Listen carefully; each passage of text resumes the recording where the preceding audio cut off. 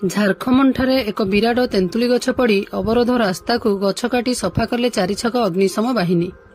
ଗତକାଲି ଲଗାଣ ବର୍ଷା ଅନବରତ ଲାଗି ରହିଥିବାରୁ ଫୁଲବାଣୀ ଟିକରପଡ଼ା ପୂର୍ତ୍ତ ବିଭାଗ ରାସ୍ତାରେ ହରଭଙ୍ଗା ବ୍ଲକ ଛତରଙ୍ଗ ପଞ୍ଚାୟତ ଅନ୍ତର୍ଗତ ଝାରଖଣ୍ଡଠାରେ ଏକ ବିରାଟ ତେନ୍ତୁଳି ଗଛ ପଡ଼ି ରାସ୍ତା ଅବରୋଧ ହେବା ସହ ଛତରଙ୍ଗ କୁସଙ୍ଗ 11 kV ବିଦ୍ୟୁତ ତାର ଛିଡ଼ିଯାଇଛି, ଯାହାଫଳରେ ଉଭୟ ପାର୍ଶ୍ୱରେ ଦୀର୍ଘ ସମୟ ଧରି ଗାଡ଼ି ମୋଟର ଅଟକି ରହିଥିଲା। ତାର ଛିଡ଼ିଥିବା କାରଣରୁ ବିଦ୍ୟୁତ ସରବରାହ ମଧ୍ୟ ବିଚ୍ଛିନ୍ନ ହୋଇଯାଇଛି। ଏ ବିଷୟରେ ବୌଦ୍ଧ ପୂର୍ତ୍ତ ବିଭାଗର ଅଧୀକ୍ଷଣ ଯନ୍ତ୍ରୀ ପ୍ରଭାତ ଦାସଙ୍କୁ ଜଣାଇବା ପରେ ବିଭାଗର ନିର୍ଦ୍ଦେଶ କ୍ରମେ ଚାରିଛକ ଅଗ୍ନିଶମ ବାହିନୀ ଆସି ଆଜି ସକାଳ 8ଟା ସମୟରେ ରାସ୍ତାରୁ ଗଛକୁ କଟର ମାଧ୍ୟମରେ କାଟି ଜେସିପି ମାଧ୍ୟମରେ ସଫା କରିବା ପରେ ଗାଡ଼ି ମୋଟର ଚଳାଚଳ ସ୍ୱାଭାବିକ ହୋଇପାରିଛି।